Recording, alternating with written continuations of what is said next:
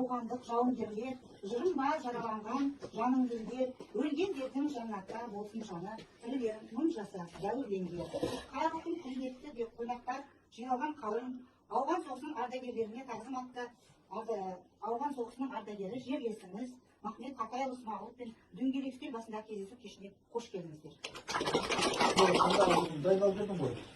Көп нәрселер, айтылатын нәрселер болған негізі. Арманда кешкен ар үшін ұмытпас елім арысын, ту етіп ұстар қашанда тәуелсіз елдің намысын. Азаттық орнап арман ел, құлпырды мәңгі жайна бер.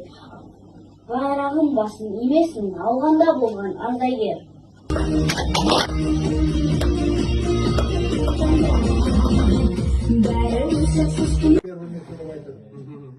Поэтому это очень трогательный подарок.